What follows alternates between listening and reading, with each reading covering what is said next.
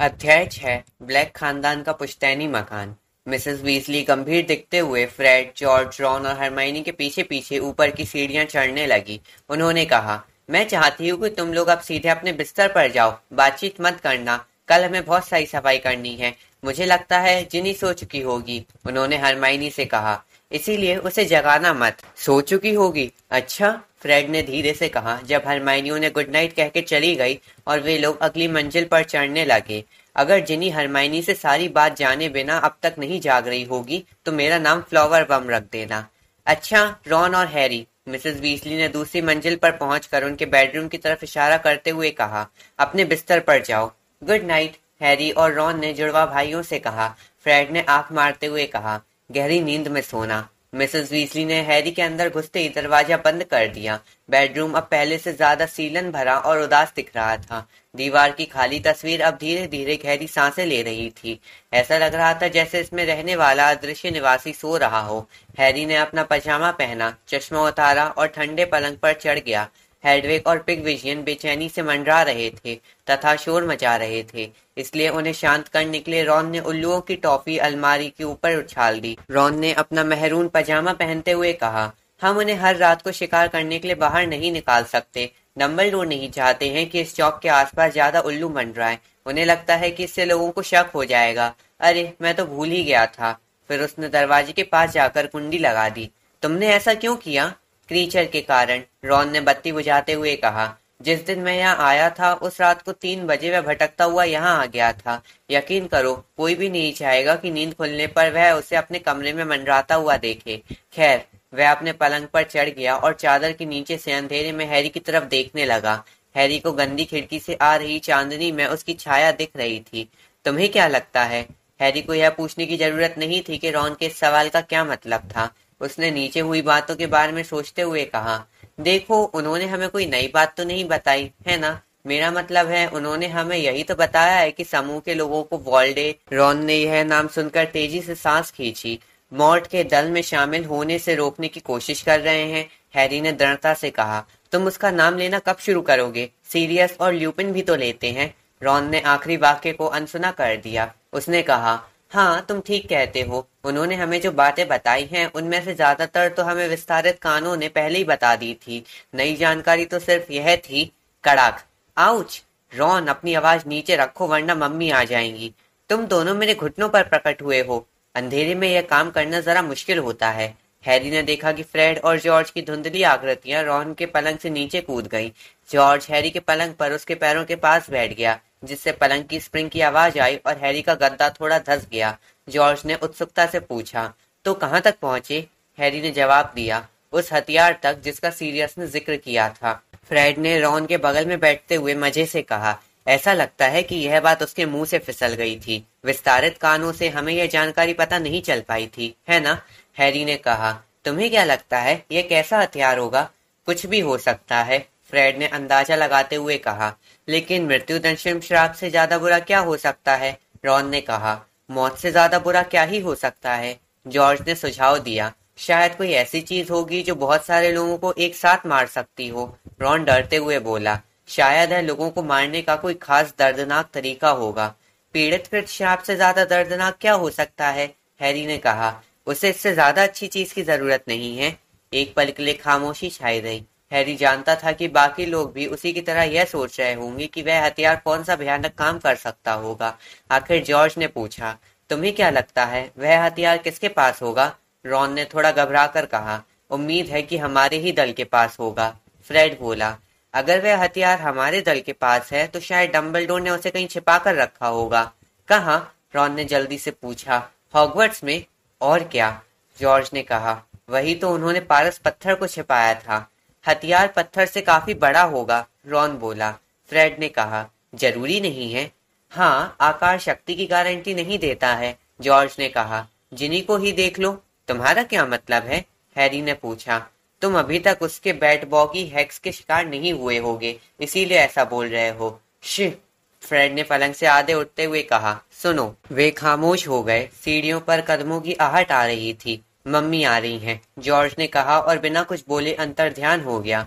कड़ाक की आवाज हुई और हैरी को अपना पलंग हल्का लगने लगा। कुछ पल बाद उन्हें दरवाजे के बाहर पटियों के चरमराने की आवाज सुनाई दी। मिसेस वीसली यह जांच करने आई थी कि कहीं बच्चे बातचीत तो नहीं कर रहे हैं। हेडविग और पिगविशियन दुख भरी आवाज में कुटुर कुटुर कर रहे थे।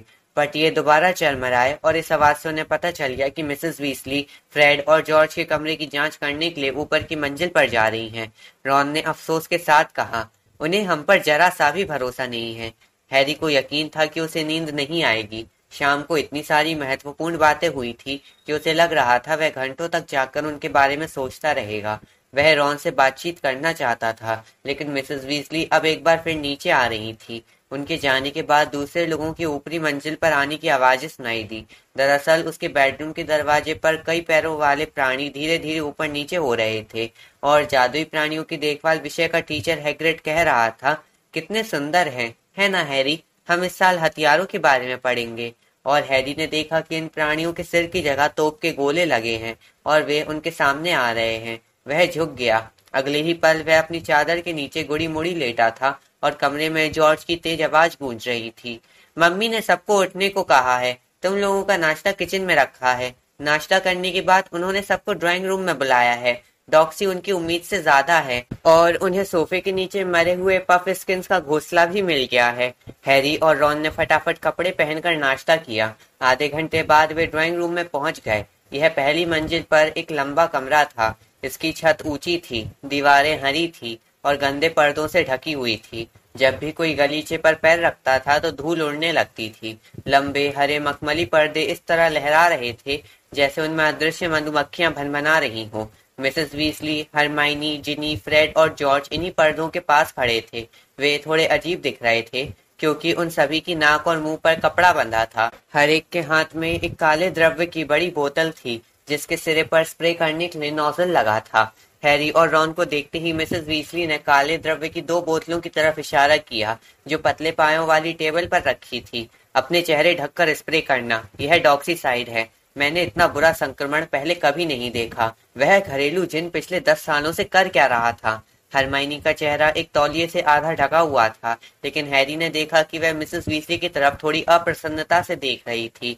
क्रीचर दरअसल बूढ़ा हो चुका है। वह शायद इतना काम नहीं कर सकता। जब क्रीचर की इच्छा होती है तो वह इतना सारा काम कर सकता है कि तुम देखकर हैरान रह जाओगी, हरमाइनी, सीरियस ने कहा, जो अभी अभी कमरे में आया था। उसके हाथ में एक झोला था जो मरे हुए चूहों के खून से सना था। उसने हैरी की आंखों में सवाल के भाव देखकर कहा, मैं बगबीक को खाना खिला रहा था। मैंने उसे ऊपर वाली मंजिल पर अपने माँ के बेडरूम में रखा है। खैर, यह डेस्क। सीरियस ने चूहों का झोला एक कुर्सी पर रख दिया। फिर वह तालाबंद डेस्क की जांच करने के लिए झुका। हैरी का ध्यान पहली बार इस तरफ गया कि वह डेस्क थोड़ी हिल रही थी। सीरियस ने की होल में से झांकते हुए कहा, मौली, मुझे लगता है कि यह बहरूपिया ही होगा, लेकिन शायद हमें इसे तब तक नहीं खोलना चाहिए जब तक कि बावरे नैन इसके अंदर झांक कर ना देख ले। मेरी माँ को तो आप जानती ही हैं, यह बहरूपिये से ज्यादा खतरनाक चीज भी हो सकती है। मिसेस वीसली बोली, तुमने बिल्कुल ठीक कहा सीरियस। वे दोनों इतनी सावधानी और विनम्रता से बातें कर रहे थे कि हैरी समझ गया कि वे पिछली रात की बहस को नहीं भूले थे। तभी नीचे की मंजिल से घंटी बजने की जोरदार आवाज सुनाई दी। इसके बाद चीखने चिल्लाने का वही दौर शुरू हो गया जो पिछली रात को टोंक्स के छाता स्टैंड को गिराने के बाद हुआ था। मैंने सबसे कह रखा है कि घंटी मत बजाया करो, सीरियस चिढ़कर बोला और जल्दी से कमरे से बाहर चला गया। उन्हें उसके धड़ाधड़ सीढ़ियां उतरने की आवाज आई। मिसेस ब्लैक की चीखें पूरे घर में एक बार फिर गूंजने लगी। पाप की निशानी, गंदे बदजातों, खून के दुश्मनों, गंदगी की औलादों। मिसेस वीसली बोली, हैरी, दरवाजा बंद कर लो। ड्राइंग रूम का दरवाजा बंद करने में हैरी ने बहुत समय लगाया। वह यह सुनना चाहता था कि नीचे की मंजिल पर आखिर क्या हो रहा था। उसका अंदाजा था कि सीरियस अपनी माँ की तस्वीर पर पर्दा डालने में सफल हो गया होगा, क्योंकि अब उनकी चीखें सुनाई नहीं दे रही थी। उसे हॉल में सीरियस के चलने की आवाज सुनाई दी। फिर सामने वाले दरवाजे की जंजीर खुलने की आवाज आई और इसके बाद एक भारी आवाज आई जिसे हैरी पहचान गया। यह किंग्सले शेकरबोल्ट की आवाज थी जो कह रहा था, हेस्टिया ने अभी अभी मुझे ड्यूटी पर से छोड़ा है, इसलिए अब मूडी का जोगा उसके पास है। मैंने सोचा कि डंबलडोर के लिए रिपोर्ट छोड़ दूं। तभी हैरी को महसूस हुआ कि पीछे से मिसेस वीजली उसे घूर रही थी, इसलिए उसने अफसोस के साथ ड्राइंग रूम का दरवाजा बंद कर दिया और सफाई दल में शामिल हो गया। गिल्डरॉय लॉकहार्ट की घरेलू कीटों की मार्गदर्शिका नाम की पुस्तक सोफे पर खुली हुई थी और मिसेस वीजली झुककर उसमें डॉक्सी वाले पेज को पढ़ रही थी। ठीक है, तुम सभी सावधान रहना, क्योंकि डॉक्सी काटते हैं और उनके दांत जहरीले होते हैं। मेरे पास उनका जहर उतारने की दवा है, लेकिन मैं नहीं चाहती कि किसी को उसकी जरूरत पड़े। वे तनकर खड़ी हो गई और पर्दे के सामने खड़े होकर उन्होंने सभी को आगे बढ़ने का इशारा किया। मेरे कहते ही तुरंत स्प्रे करने लगना, उन्होंने कहा। मुझे उम्मीद है कि वे हमारी तरफ उड़ते हुए आएंगे, लेकिन स्प्रे की शीशी पर लिखा है कि एक बार छिड़कने से ही वे बेहोश हो जाएंगे। जब वे बेहोश हो जाएं तो उन्हें इस बाल्टी में डाल देना। वे उनके स्प्रे की पहुंच से दूर जाकर खड़ी हो गईं और उन्होंने अपना स्प्रे उठा लिया। ठीक है, छिड़को। हैरी के छिड़काव शुरू करने के कुछ सेकंड बाद एक बड़ा डॉक्सी पर्दे में से उड़ता हुआ बाहर आया। उसके चमकते बीटल जैसे पंख फड़फड़ा रहे थे और सुई जैसे पहने छोटे छोटे दांत बाहर निकले हुए थे। उसका शरीर काले घने बालों से ढका था और उसने गुस्से में 4 छोटे छोटे मुक्के बांध रखे थे। हैरी ने सीधे उसके मुंह पर डॉक्सीसाइड का स्प्रे छिड़क दिया। वह बीच हवा में जम गया और जोरदार धम्म के साथ गलीचे पर गिर गया। हैरी ने उसे उठाकर बाल्टी में डाल दिया। फ्रेड, तुम क्या कर रहे हो? मिसेस वीजली ने तीखी आवाज में पूछा। उस पर तत्काल स्प्रे करो और बाल्टी में डाल दो। हैरी ने पलट कर देखा। फ्रेड एक झटपटाते डॉक्सी को अपने अंगूठे और तर्जनी के बीच में पकड़े हुए था।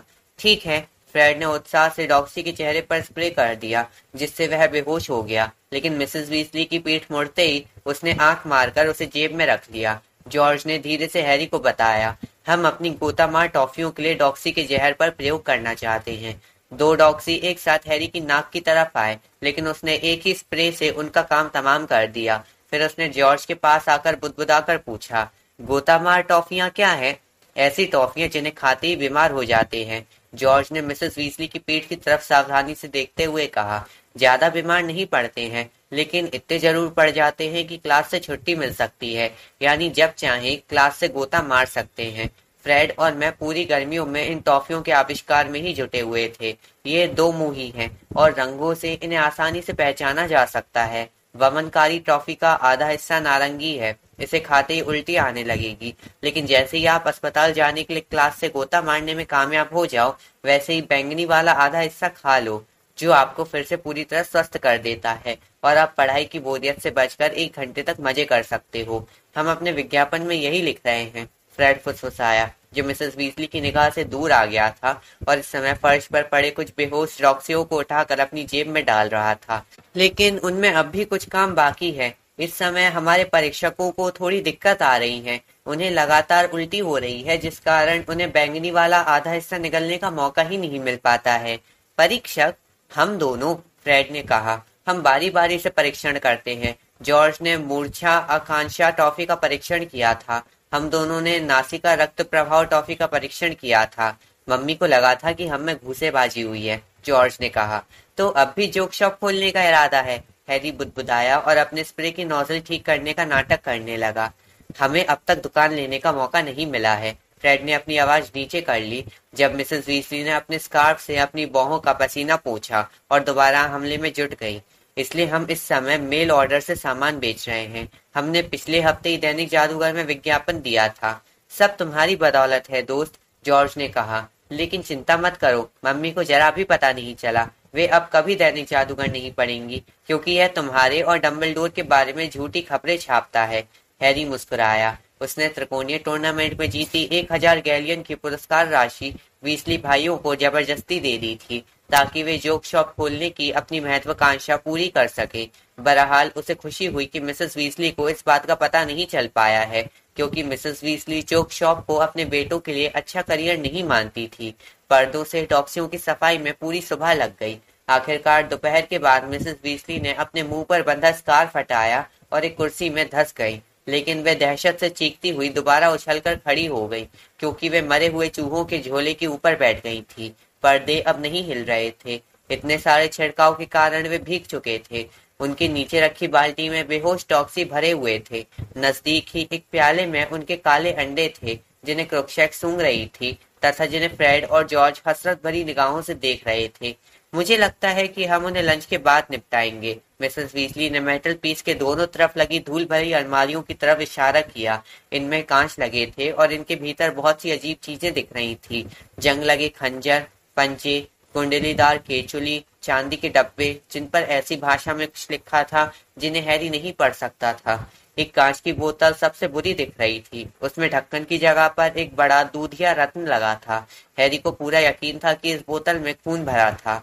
दरवाजे की घंटी एक बार फिर बजी। सबने मिसेस वीजली की तरफ देखा। यही रुको, उन्होंने दृढ़ता से कहा और चूहों का झोला उठाया। नीचे से मिसेस ब्लैक की चीखें एक बार फिर शुरू हो गई। मैं कुछ सैंडविच लेकर आती हूँ। वे सावधानी से दरवाजा बंद करके कमरे से चली गईं। सभी फौरन खिड़की से झांककर नीचे देखने लगे। वहां उन्हें एक बिखरे बालों वाला सिर और उस पर खतरनाक ढंग से रखी कढ़ाइयां दिखी।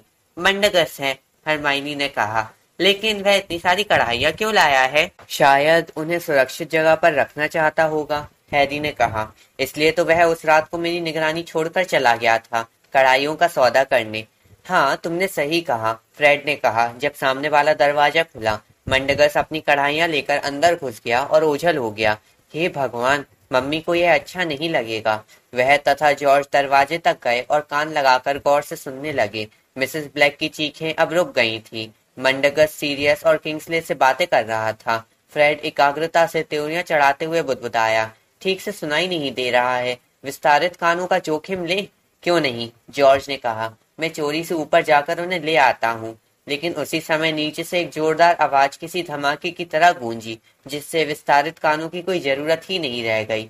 मिसेस वीजली अपनी पूरी ताकत से चिल्ला रही थी और सभी को उनकी बात अच्छी तरह सुनाई दे रही थी।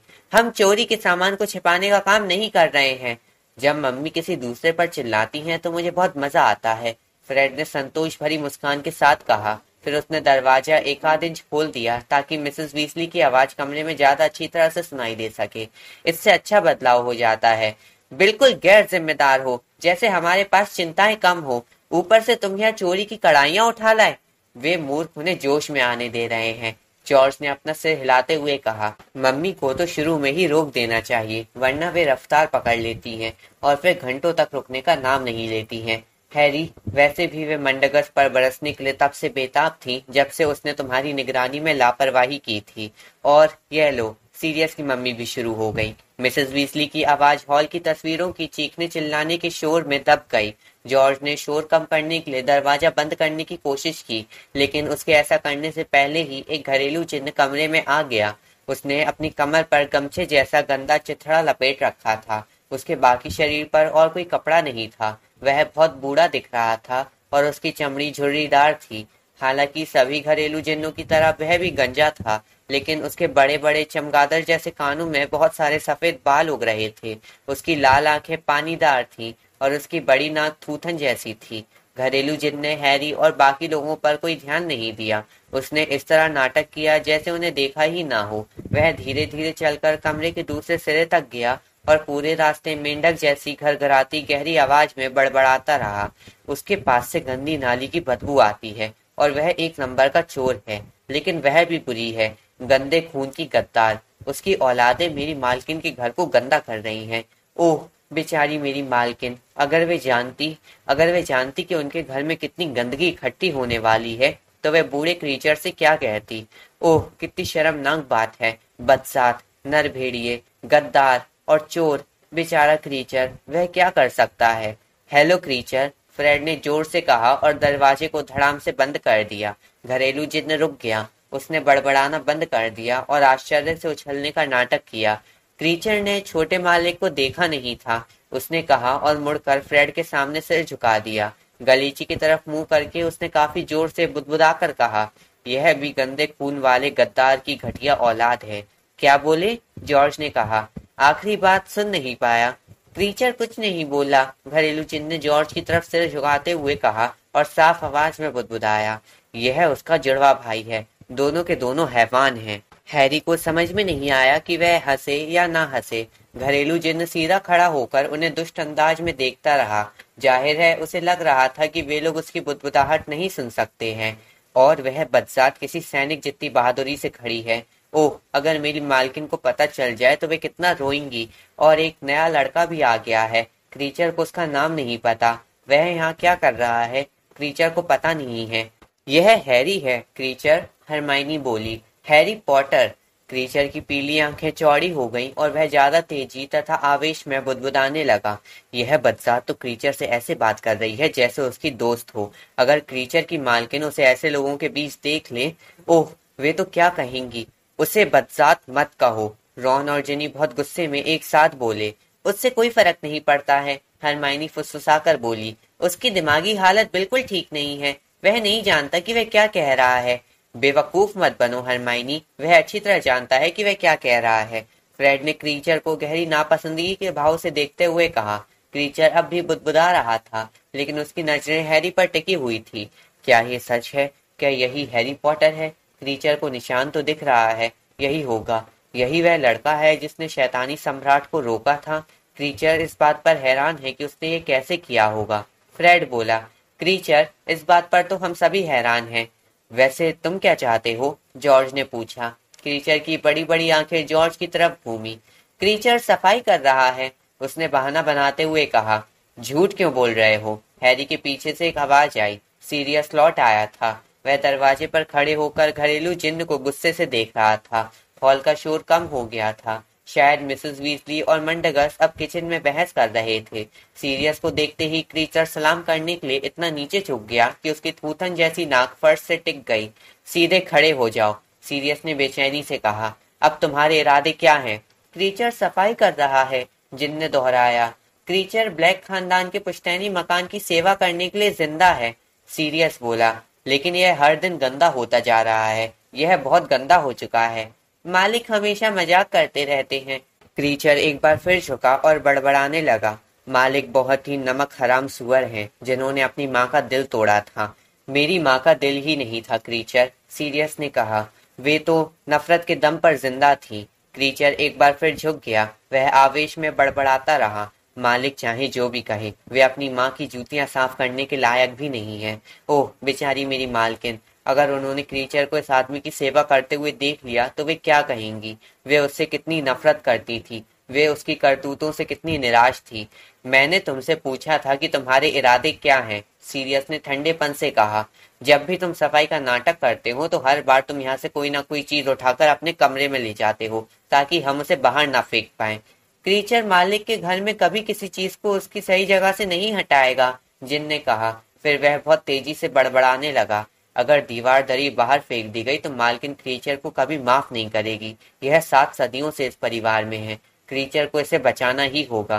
क्रीचर अपने मालिक, खून के गद्दारों और बदजातों को इसे फेंकने नहीं देगा।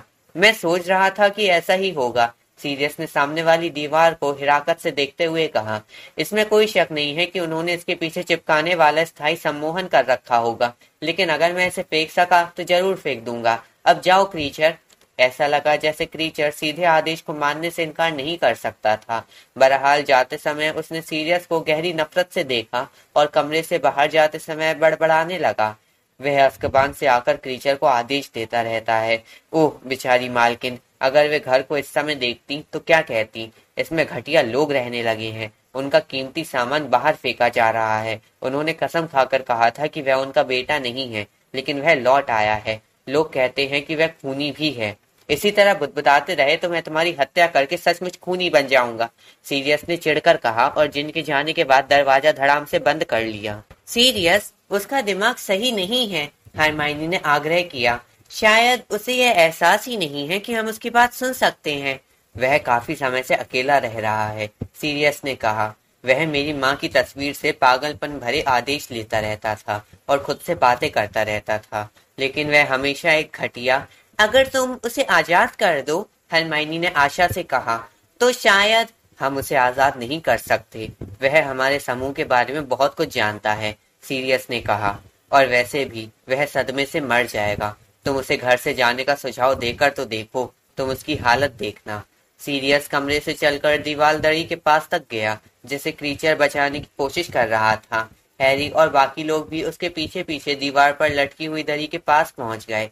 दीवार दरी बहुत पुरानी दिख रही थी, इसका रंग उड़ गया था और ऐसा लग रहा था जैसे डॉक्सियों ने इसे कई जगहों से कुतर भी लिया था। बहरहाल जिस सुनहरे धागे से इसकी कढ़ाई की गई थी वह अब भी चमक रहा था। और उन्हें एक विशाल वंश वृक्ष दिख रहा था। कम से कम हैरी को तो यही लग रहा था, जो मध्य युग तक जाता था। दीवार दरी के ऊपर बड़े बड़े अक्षरों में लिखा था, ब्लैक खानदान का वंश वृक्ष।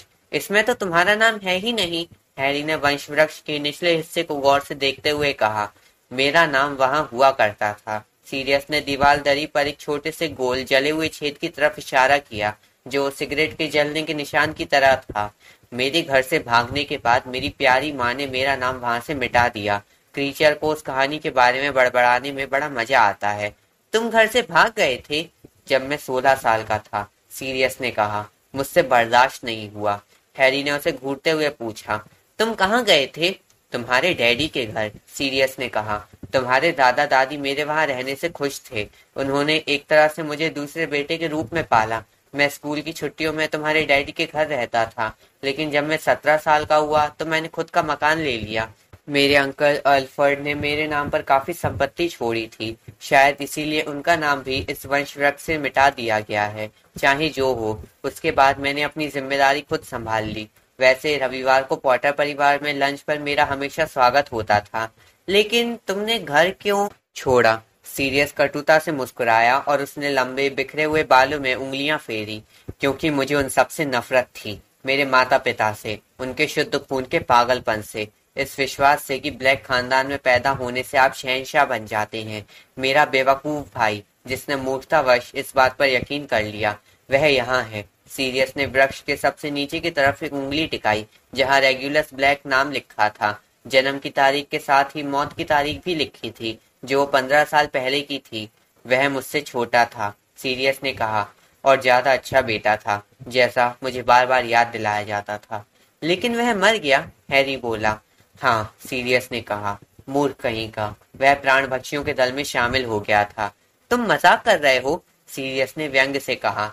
हैरी, क्या तुम्हें इस घर को देखकर यह समझ में नहीं आता है कि मेरे परिवार में किस तरह के जादूगर रहे होंगे? क्या क्या तुम्हारे माता पिता भी प्राणभक्षी थे? नहीं नहीं, लेकिन मेरा यकीन मानो, वे वोल्डेमॉर्ट के विचारों को सही मानते थे। मेरे माता पिता जादूगर प्रजाति के खून की शुद्धि के पक्षधर थे। वे मगलुओं की संतानों से छुटकारा पाकर शुद्ध खून वालों को सत्ता सौंपने के पक्षधर थे। वे अकेले ही ऐसे नहीं थे, ऐसे काफी लोग थे। वोल्डेमॉर्ट के असली रंग दिखने से पहले बहुत से जादूगर सोचते थे कि इस बारे में उसके विचार सही थे, लेकिन जब उन्होंने देखा कि शक्ति पाने के लिए वह कितना कुछ करने के लिए तैयार है, तो उनके होश ठिकाने आ गए। लेकिन मैं शर्त लगाता हूँ कि जब रेगुलस प्राण पक्षियों के दल में शामिल हुआ था, तो मेरे माता पिता ने उसे हीरो माना होगा। हैरी ने यूं ही पूछ लिया, क्या किसी औरत ने उसे मारा था? ओह नहीं, सीरियस ने कहा। नहीं, उसकी हत्या वोल्डेमॉर्ट ने की थी। वैसे इस बात की ज्यादा संभावना है कि उसकी हत्या वोल्डेमॉर्ट के आदेश पर किसी प्राणभक्षी ने की होगी।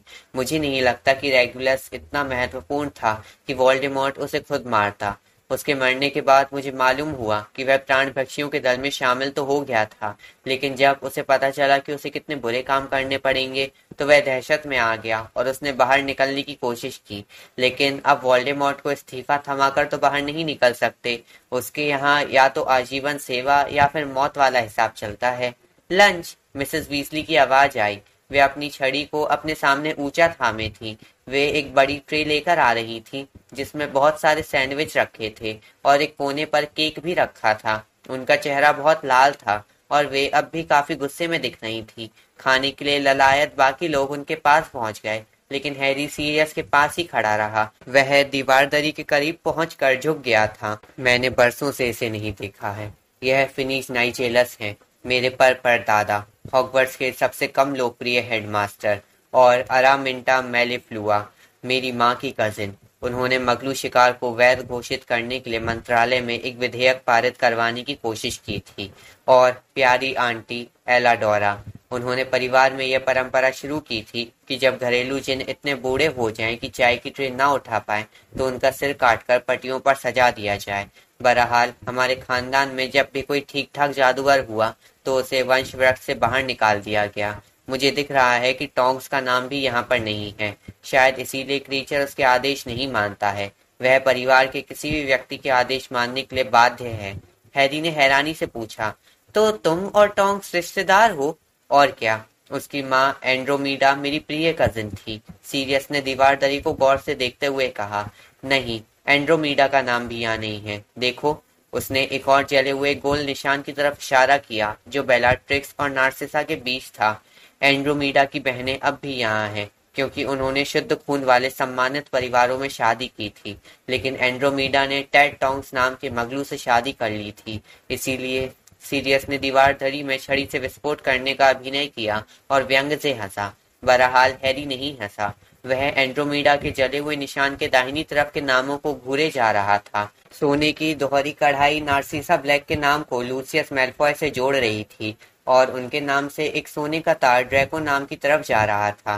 तो मैल्फॉय परिवार तुम्हारे रिश्ते में है? शुद्ध खून वाले सभी परिवार आपस में रिश्तेदार हैं, सीरियस ने कहा। अगर आप अपने बेटे बेटियों की शादी सिर्फ शुद्ध खून वाले परिवारों में करना चाहते हैं तो आपके पास बहुत सीमित विकल्प होते हैं। बहुत कम शुद्ध खून वाले जादूगर बचे हैं। मॉली और मैं शादी के बाद कजिन हैं और आर्थर मेरा सेकंड कजिन है, लेकिन यहाँ पर उसके नाम को खोजना बेकार है। अगर कोई परिवार खून का गद्दार है तो वह वीजली परिवार ही है। लेकिन हैरी अब एंड्रोमीडा के जले हुए निशान के बाईं तरफ देख रहा था। बेलाट्रिक्स ब्लैक, जो एक दोहरी लाइन से रोडल्फस लेस्ट्रेंज से जुड़ी हुई थी। लेस्ट्रेंज, हैरी ने जोर से कहा। इस नाम से उसके दिमाग में एक याद लहराई। वह जानता था कि उसने यह नाम कहीं सुना था, लेकिन एक पल के लिए उसे कुछ याद नहीं आया। हालांकि इससे उसे पेट में एक अजीब सी हलचल जरूर महसूस हुई। सीरियस ने कहा, वे दोनों अज़्काबान में हैं। हैरी ने उसकी तरफ जिज्ञासा से देखा। बेलाट्रिक्स और उसका पति रोडल्फस बार्टी क्राउच जूनियर के साथ अज़्काबान गए थे, सीरियस ने कहा। रोडल्फस का भाई रेबेस्टन भी उनके साथ था। तब जाकर हैरी को याद आया। उसने बेलाट्रिक्स लेस्ट्रेंज को डंबलडोर के अजीब से स्मृति पात्र के भीतर देखा था, जिसमें यादें और विचार इकट्ठे करके रखे जा सकते थे। वह भारी पलकों वाली लंबी सांवली औरत, जिसने अपने मुकदमे में लॉर्ड वोल्डेमॉर्ट के प्रति अपनी सतत निष्ठा का ऐलान किया था। उसे गर्व था कि उसने उसके पतन के बाद उन्हें खोजने की कोशिश की थी और उसे यकीन था कि एक न एक दिन उसे उसकी वफादारी का इनाम मिलेगा। तुमने कभी नहीं बताया कि वह तुम्हारी। इससे क्या फर्क पड़ता है कि वह मेरी कजिन है, सीरियस ने कहा। जहाँ तक मेरा सवाल है, मैं उसे अपने परिवार का हिस्सा नहीं मानता। वह निश्चित रूप से मेरे परिवार का हिस्सा नहीं है। जब मैं तुम्हारी उम्र का था तब से मैंने उसे नहीं देखा है। बस अज़्काबान में उसके आते समय उसकी एक झलक देखी थी। क्या तुम्हें लगता है कि उस जैसी रिश्तेदार पर मुझे गर्व होगा? माफ करना, हैरी ने जल्दी से कहा। मेरा यह मतलब नहीं था, मैं तो बस हैरान था। कोई बात नहीं, माफी मांगने की जरूरत नहीं है, सीरियस बुदबुदाया। वह दीवारदरी से दूर पहुंचा और उसने अपनी जेब में हाथ डाल लिया। उसने ड्राइंग रूम के पार घूरते हुए कहा, मुझे यहाँ लौटना अच्छा नहीं लगा। मैंने कभी सोचा भी नहीं था कि मैं इस घर में दोबारा कैद रहूंगा। हैरी पूरी तरह समझ गया। वह जानता था कि बड़े होने और प्राइवेट ड्राइव से मुक्ति पाने के बाद अगर उसे फिर से प्राइवेट ड्राइव के 4 नंबर मकान में रहना पड़े तो उसे कैसा महसूस होगा। यह मकान मुख्यालय के लिए आदर्श जगह है, सीरियस ने कहा। मेरे पिता ने इस पर हर सुरक्षात्मक उपाय का इस्तेमाल किया था। यह अदृश्य है और इसीलिए मगलू यहाँ नहीं आ सकते। वैसे कौन मगलू यहाँ आना चाहेगा? और डंबलडोर ने अब इसमें अपने सुरक्षात्मक उपाय भी जोड़ दिए हैं। इससे ज्यादा सुरक्षित मकान मिलना असंभव है। डंबलडोर समूह के रहस्य रक्षक हैं। जब तक डंबलडोर खुद यह ना बता दे कि यह मकान कहाँ है, तब तक कोई भी मुख्यालय का पता नहीं लगा सकता। जो कागज मूडी ने तुम्हें कल रात को दिखाया था, उस पर डंबलडोर ने लिखा था। सीरियस भौंकने के अंदाज में हंसा। अगर मेरे माता पिता देख लें कि उनके मकान का अब क्या इस्तेमाल हो रहा है। मेरी माँ की तस्वीर से शायद तुम्हें इस बात का थोड़ा अंदाजा हो गया होगा।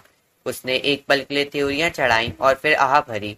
अगर मैं कभी कभार बाहर निकल कर कोई उपयोगी काम कर सकूं तो मुझे उतना बुरा नहीं लगेगा। मैंने डंबलडोर से पूछा था कि क्या मैं तुम्हारी सुनवाई के समय तुम्हारे साथ जा सकता हूँ, इस नफल्स के रूप में, सिर्फ तुम्हारी हिम्मत बढ़ाने के लिए। तुम्हें क्या लगता है? हैरी को ऐसा लगा जैसे उसका पेट गलीचे पर गिर गया हो। पिछली शाम के डिनर के बाद उसने सुनवाई के बारे में सोचा भी नहीं था। अपने प्रिय लोगों के पास दोबारा लौटने के रोमांच में और सारी बातें सुनने के बाद यह बात उसके दिमाग से बिल्कुल ही निकल गई थी। बहरहाल सीरियस के शब्दों को सुनकर दहशत की भावना दोबारा लौट आई। उसने हरमाइनी और वीजली परिवार को सैंडविच खाते देखा और सोचा कि अगर वे लोग उसके बिना हॉगवर्ट्स चले गए तो उसे कैसा महसूस होगा। चिंता मत करो, सीरियस ने कहा। हैरी ने ऊपर देखा और उसे एहसास हुआ कि सीरियस उसे देख रहा था। मुझे यकीन है कि वे तुम्हें छोड़ देंगे। अंतर्राष्ट्रीय गोपनीयता अधिनियम में निश्चित रूप से यह बात लिखी है कि अपनी जिंदगी बचाने के लिए जादू का इस्तेमाल किया जा सकता है। लेकिन अगर उन्होंने मुझे स्कूल से निकाल दिया, हैरी ने धीरे से कहा, तो क्या मैं यहाँ पर आकर तुम्हारे साथ रह सकता हूँ? सीरियस दुख से मुस्कुराया। हम देखेंगे, हैरी ने उस पर दबाव डालते हुए कहा। अगर मुझे पहले से पता चल जाए कि मुझे डर्सली परिवार के पास नहीं लौटना होगा, तो सुनवाई के समय मुझ में ज्यादा हिम्मत रहेगी। सीरियस ने उदासी से कहा, अगर तुम इस जगह पर रहना चाहते हो तो इसका मतलब है वे लोग सचमुच बहुत बुरे होंगे। मिसेस वीसली बोल पड़ी, तुम दोनों जल्दी करो वरना खाना नहीं बचेगा। सीरियस ने एक और आह भरकर दीवार दरी को हिकारत से देखा। इसके बाद वह और हैरी बाकी लोगों के पास चले गए। जब उस दोपहर को वे लोग अलमारियां खाली कर रहे थे तो हैरी ने सुनवाई के बारे में ना सोचने की पूरी कोशिश की। सौभाग्य से इस काम में बहुत एकाग्रता की जरूरत थी, क्योंकि वहां रखी बहुत सी चीजें अपने धूल भरे शेल्फ से हटने को तैयार नहीं थी। सीरियस को सूंघनी की चांदी की डब्बी ने पूरी तरह काट लिया। कुछ ही पल में उसके कटे हुए हाथ पर भूरे दस्ताने जैसी सख्त परत दिखने लगी। ठीक है, उसने अपने हाथ को दिलचस्पी से देखा और उस पर छड़ी ठोककर त्वचा को सामान्य किया। उसमें वॉल्ट कैप का पाउडर होगा। उसने डिब्बी को उस बोरे में भर दिया जिसमें वे अलमारियों से निकले अटाले को रख रहे थे। हैरी ने देखा कि जॉर्ज ने कुछ पल बाद अपने हाथ को कपड़े में लपेटा और उस डब्बी को अपनी जेब में रख लिया, जहां पहले से ही डॉक्सी भरे हुए थे। अलमारी में से एक बुरा सा दिखने वाला चांदी का यंत्र निकला, जिसमें चिमटी जैसे कई पैर थे। जब हैरी ने उसे उठाया तो वह अपने पैरों से मकड़ी की तरह हैरी के हाथों पर चलने लगा और उसकी चमड़ी में छेद करने की कोशिश करने लगा। सीरियस ने उस यंत्र को पकड़ लिया और उस पर एक भारी पुस्तक नेचर्स नोबेलिटी अ विजर्डिंग जीनियोलॉजी दे मारी। फिर एक म्यूजिकल बॉक्स मिला जिसमें चाबी भरने पर एक कर्कश धुन निकली, जिसे सुनने के बाद वे कमजोर और उनींदे हो गए। जिनी ने समझदारी दिखाते हुए धुन बंद करने वाला बटन दबा दिया। फिर एक भारी लॉकेट मिला जिसे बहुत कोशिश के बाद भी कोई नहीं खोल पाया। कुछ पुरानी सीलें थी और एक धूल भरे बॉक्स में एक order of Merlin first class था, जो सीरियस के दादाजी को मंत्रालय की सेवा के लिए मिला था। सीरियस ने हिकारत से मेडल को कचरे के बोरे में फेंकते हुए कहा, इसका मतलब यह है कि उन्होंने मंत्रालय को बहुत सा सोना दान दिया होगा। बीच बीच में क्रीचर कई बार कमरे में आया और उसने कुछ सामान अपने गमछे के नीचे छिपा कर ले जाने की कोशिश की। जब भी वे उसे पकड़ लेते थे तो वह भयानक शराब बड़बड़ाने लगता था। जब सीरियस ने उसके हाथ से ब्लैक खानदान की मोहर वाली एक बड़ी सुनहरी अंगूठी छीनी तो वह रोने लगा और सुबकता हुआ चला गया। वह सीरियस को बुरी बुरी गालियां देता जा रहा था, जो हैरी ने इससे पहले कभी नहीं सुनी थी। यह मेरे पिता की है, सीरियस ने अंगूठी को बोरे में फेंकते हुए कहा। क्रीचर मेरे पिता के प्रति उतना वफादार नहीं था जितना मेरी माँ के प्रति था, लेकिन इसके बावजूद पिछले सप्ताह मैंने उसे अपने पिता के पुराने पैंट चोरी से ले जाते देखा था। मिसेस वीसली ने अगले कुछ दिनों तक उन सब से जमकर मेहनत करवाई। ड्राइंग रूम की सफाई में पूरे 3 दिन लग गए। जब सफाई का काम खत्म हुआ तो इसमें सिर्फ ब्लैक खानदान की वंश वृक्ष की दीवार दरी के अलावा कोई अनचाही चीज नहीं बची थी, जिसे दीवार से हटाने की सारी कोशिशें नाकाम रही थी। इसके अलावा सिर्फ खड़खड़ाने वाली डेस्क बची थी। मूडी अब तक दोबारा मुख्यालय नहीं आए थे, इसलिए उन्हें यह पक्का पता नहीं चल पाया था कि इसके भीतर क्या है। वे ड्राइंग रूम से भूतल वाले डाइनिंग रूम की तरफ पहुंचे। वहां उन्हें अलमारी में तश्तरियां जितनी बड़ी मकड़ी मिली। रॉन चाय बनाने का बहाना कहकर जल्दी से कमरे से बाहर चला गया और 1.5 घंटे तक नहीं लौटा। सीरियस ने चीनी मिट्टी के बर्तन बोरे में फेंक दिए जिन पर ब्लैक खानदान की मुहर लगी थी। यही हाल चांदी के गंदे फ्रेमों में लगी पुरानी तस्वीरों का हुआ, जिसमें रहने वाले जादूगर ऊपर ढके कांच के टूटने पर चीखने लगे। इसने भले ही उनके काम को सफाई का नाम देते थे, लेकिन हैरी की राय में वे मकान से युद्ध कर रहे थे, जो उनसे जमकर संघर्ष कर रहा था, और इस काम में क्रीचर उनकी मदद कर रहा था। जहां भी वे इकट्ठे होते थे घरेलू जिन्न वहीं पहुंच जाता था। वह कचरे के बोरों से ज्यादा सामान बाहर निकालने की कोशिश करता था तथा उसकी बड़बड़ाहटें अब और ज्यादा बुरी होती जा रही थी। सीरियस ने तो उसे घर से निकलने तक की धमकी दे डाली, लेकिन क्रीचर ने उसे आंसू भरी निगाहों से घूरकर कहा, मालिक जैसा चाहे वैसा कर सकते हैं। लेकिन मुड़ने से पहले वह जोर से बुदबुदाया, लेकिन मालिक क्रीचर को कभी नहीं निकालेंगे, क्योंकि क्रीचर उनके इरादे जानता है। ओह हाँ, क्रीचर जानता है कि उसका घटिया मालिक इन बदजातों, गद्दारों और घटिया लोगों के साथ मिलकर शैतानी सम्राट के खिलाफ साजिश कर रहा है। यह सुनकर सीरियस ने हरमाइनी के विरोध के बावजूद क्रीचर को उठाकर कमरे के बाहर फेंक दिया। दरवाजे की घंटी दिन में कई बार बजी, जिसे सुनकर सीरियस की माँ हर बार चीखने लगती थी। हैरी और बाकी लोगों ने आने वालों की बातें चोरी छिपे सुनने की कोशिश की, लेकिन उन्हें थोड़ी सी झलक ही दिख पाई और कुछ शब्द ही सुनाई दे पाए, क्योंकि मिसेस बीसली जल्दी ही उन्हें काम करने के लिए बुला लेती थी। स्नेप कई बार मकान में आए, हालांकि हैरी को इस बात से बड़ी राहत मिली कि उनका आमना सामना नहीं हुआ। हैरी ने अपनी रूपांतरण की टीचर प्रोफेसर मैगोनिगल को भी देखा, जो मगलू पोशाक और कोट में बड़ी अजीब दिख रही थी। वे भी इतनी व्यस्त थी कि उनके पास रुकने की फुर्सत नहीं थी। बहरहाल कई बार आगंतुक मदद करने के लिए रुक गए। एक यादगार दोपहर को टोंक्स आई, जब उन्हें ऊपर की मंजिल में टॉयलेट में एक बूढ़ा खूनी पिशाच छिपा मिला, और ल्यूपिन भी समूह के लिए गोपनीय काम करने के बाद मकान में आकर ठहर गए। ल्यूपिन ने एक दीवार घड़ी को ठीक करने में उनकी मदद की, जो आसपास से गुजरने वालों पर वार करती थी।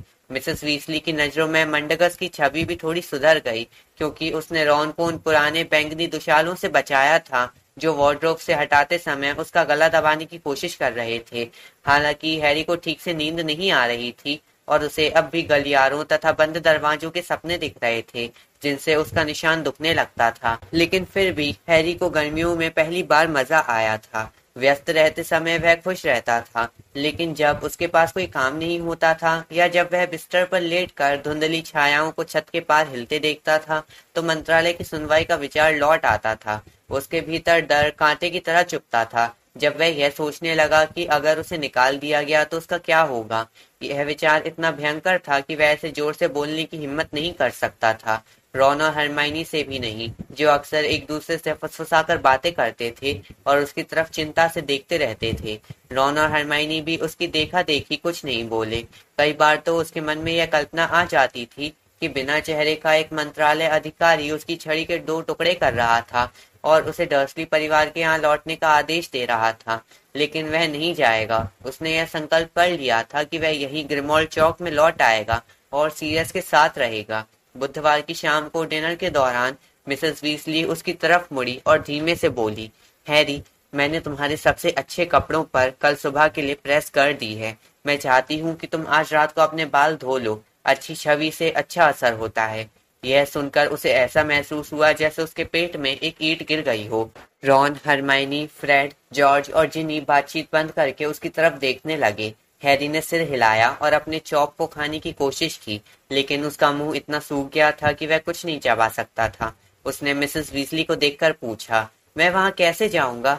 मिसेस वीसली ने धीरे से कहा, आर्थर ऑफिस जाते समय तुम्हें अपने साथ ले जाएंगे। मिस्टर वीसली टेबल के दूसरे सिरे से हैरी का उत्साह बढ़ाते हुए मुस्कुराए। उन्होंने कहा, सुनवाई का समय होने तक तुम मेरे ऑफिस में इंतजार करना।